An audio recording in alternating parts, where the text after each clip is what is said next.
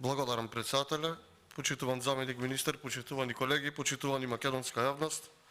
Пред нас се наоѓа завршната сметка за 2021 година. Пред собранието да отиде на пауза во текот на август се донесе ребалансот на буџетот за 2022 година, во кој владата се пофали дека го искратила непродуктивните трошоци за неколку стотици милиони евра.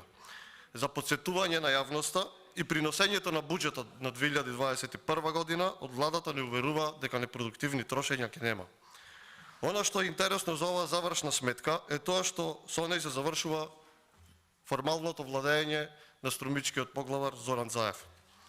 Во текот на 2021 година министер за финансии беше Фатмир Бесими, но негов заменик беше тогаш анонимниот Димитар Ковачевски.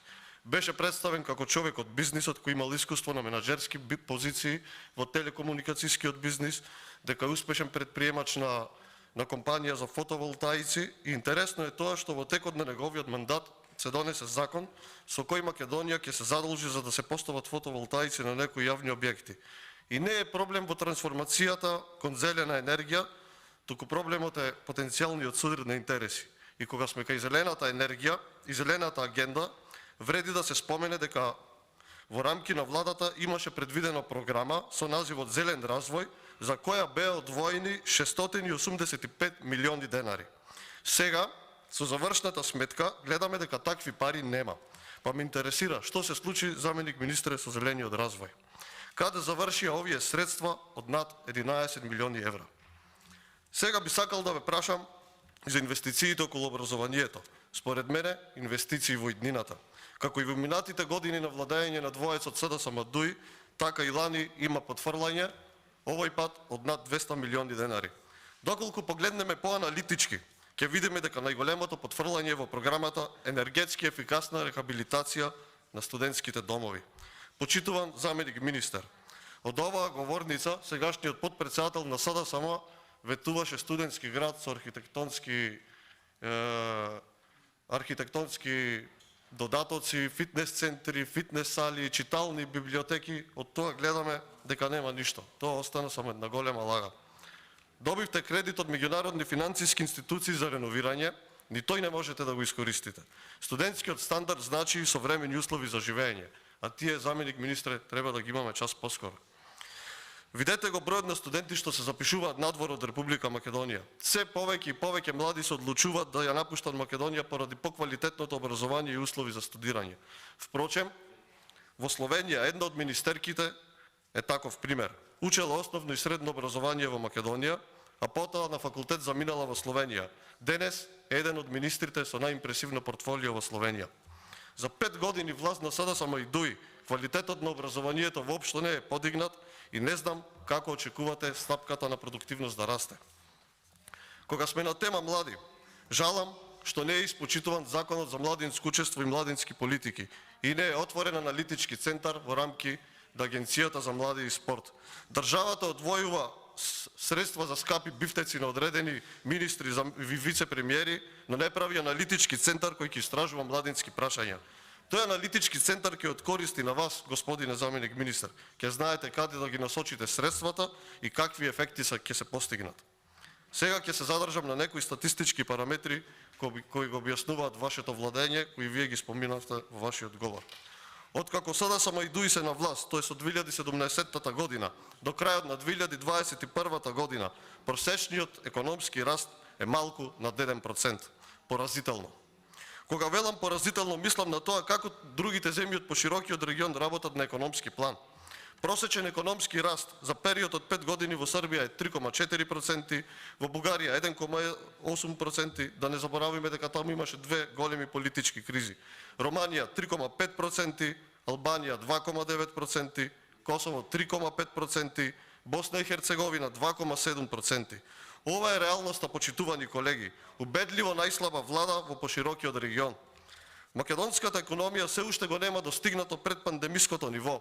Во 2020 година имавме пад од над 6% на бруто домашниот производ, а туризмот не е меѓу првите 3 најголеми гранки. Земји како Бугарија и Хрватска во кои туризмот има значаен удел, има пад сличен на нашиот, но во 2021 година растот го надмина падот. Пред некој месец Слушнав изјава на висок владин функционер, која ќе ја повторувам секаде и во секоја прилика. Фатмир Битики на ТВ21 изјави дека институциите немаат капацитет и затоа не се реализирале капиталните расходи. Страшно. 5 години власт и сте немале капацитет. Па вие бевте, Фатмир Бесими беше министер и во времето кога ВМРО ДПМН беше на власт. Кажете им дека тогаш имаше капацитет. Кажете во кое време капиталните расходи како процент од бруто домашниот производ или процент од буџет беа највисоки.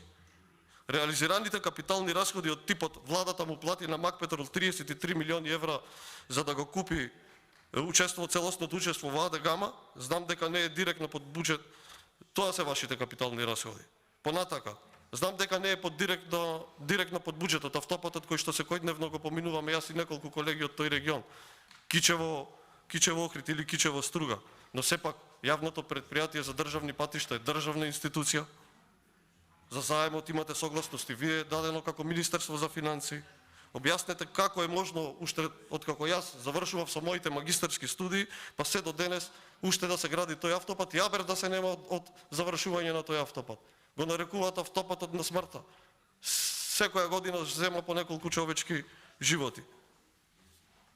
Понатака Фатмир Бесими беше и вице-премиер за европски прашања кога се почна тој автопат. Ова ли е европска динамика на градење на автопат? Понатака, го споменавте јавниот долг. Јавниот долг галопирачки расте. Не знам дали инфлацијата или јавниот долг само побрзо расте. Сега ќе се пофалите дека сте го намалиле како процент од бруто домашниот производ, но тоа е така поради инфлацијата, а не е дека не е намален во апсолутен износ. За пошироката јавност, заклучно со 30.6.2022 година, јавниот долг е 7,2 милиарди евра, никогаш поголем. На крајот на 2021 година бил 7,1 милиарда евра, односно 61% од бруто домашниот производ. Има ли крај? Па мислам дека и нашите правници ќе го враќаат овој долг. Ќе кажете дека долгот е зголемен за да се направат антикризни мерки во време на пандемијата. Ајде да видиме што вика Државниот завод за ревизија за мерките. При планирање на економските мерки за справување со кризата и последиците од COVID-19, констатирана е потреба креирањето на политиките и носењето на владините мерки за справување со кризата од COVID-19 вирусот да се врши со среднорочно и долгорочно стратешко планирање на државно ниво, со дефинирање на стратешки приоритетни цели, активности за нивно отстранување и очекувани резултати, што ќе обезбеди следење на резултатите и успешноста од реализацијата на економските мерки и ефектите врз македонската економија. Односно, при планирањето и дизајнот на 6 пакети економски мерки не се направени проценки и анализи за потенцијалното влијание и влијанието што би го имале мерките кои имаат директни финансиски импликации врз буџетот. Не е рефлектирано со измени и дополни на среднорочното и долгорочното планирање на државно ниво. Не е донесен долгорочен стратешки документ за справување со здравствената и економска криза предизвикана од пандемијата, со утврдени цели, политики, активности и мерки со цел да се обезбеди подобра подготвеност и поголема способност за давање по ефективен одговор на кризата во иднина. Постои отсуство на утврдени цели, активности и индикатори за мерење на ефектите од преземените мерки за создавање на пат кон економско закрупнување од COVID-19 кризата, што го отежнува следењето на успешноста од нивното спроведување како и отсуство на идни насоки за постапување. Понатака, Државниот завод за ревизија нотира: во однос на реализирањето, мониторингот и оценката на ефикасност од економските мерки за справување со пандемијата, констатирани се состојби кои довеле до намалена транспарентност и отчетност и го оттежнале вршењето на проценката на ефикасноста на реализацијата на финансиските средства и влијанието на мерките врз економијата на државата, како и состојби кои упатуваат на нецелосно воспоставен систем на известување и мониторинг за реализација на доделените средства, односно состојби кои го отежнуваат следењето на ефектите од економските мерки и нивниот придонес за стабилизирање и ефективно заздравување на домашната економија. И тоа, постои отсуство на интегриран систем на евиденција на економските мерки со податоци за планираните средства, нивната намена, бројот на деловни субјекти или граѓани за кои е намената мерката, изворот на средствата, бројот на поднесени и одобрени барања, расположливоста на мерката, степенот на нивната искористеност или неискористеност, причините за нивната нереализација.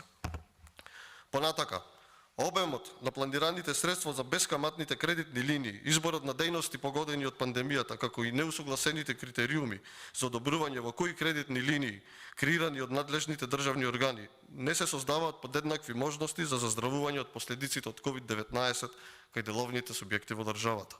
Понатака, Државниот завод нотира: извршена е исплата на средства за финансиска поддршка на субјектите од јавен сектор од износ од 918.328.000 денари, односно 15 милиони евра, без утврдени критериуми врз основа на кои е извршен избор на институции и општини на кои им е доделена финансиска поддршка. За износот на одобрените средства не се утврдени намени за кои треба да се искористат средствата и не се извршени контроли. Понатака, кај економската мерка за нови пазари, конкурентност и ликвидност, утврдено е дека заклучно со 31.10.2021 година 69% од деловните субјекти на кои им е доделена финансиска поддршка немаат доставено извештај за текот на реализацијата на проектот, односно инвестициски план, а од страна на Министерството за економија и Генералниот секретаријат не се спроведени контроли. И понатака, и покрај започнатите активности за воведување на родовата перспектива, воспоставувањето на еднаквите можности меѓу жените и мажите, се уште во мала мера придонесуваат за намалување на родовите нееднаквости во економската сфера во COVID-19 кризниот период. До надлежните институции дадени се препораки кои се темелат на резултатите од извршената ревизија и се во функција на подобрување на реализацијата на надлежностите на институциите во државата, со цел да се обезбеди додадена вредност во насока на зајакнување и создавање ефективен систем на планирање, реализација, известување и мониторинг во услови на вонредна или кризна состојба заради непречено справување со последиците од истите врз економијата на државното ниво. По препораките од нацрт извештајот на овластениот државен ревизор од страна на Министерството за економија и владата на Република Македонија се спроведени контроли, при што дел од деловните субјекти кои не ги исполниле договорените обврски ги вратиле средствата од добиената финансиска поддршка во буџетот во износ од 24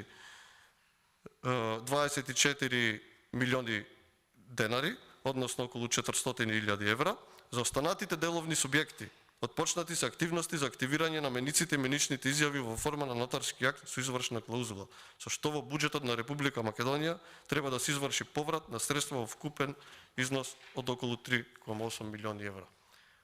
Ова го нотира Државниот завод за ревизија во однос на пандемиските мерки. Никакво планирање на средорочен и долгорочен план, никаква контрола, лоша реализација, без точно посочување на деловните субјекти, без точно посочување на гранките и останатите работи кои неплански ги крадевте и ги плячкавте македонските граѓани, нели, како што велат, вие најдобро ловите во матно, па така многу богати луѓе од СДСМ, кои што претходно беа премиери и министри, сега стана уште побогати.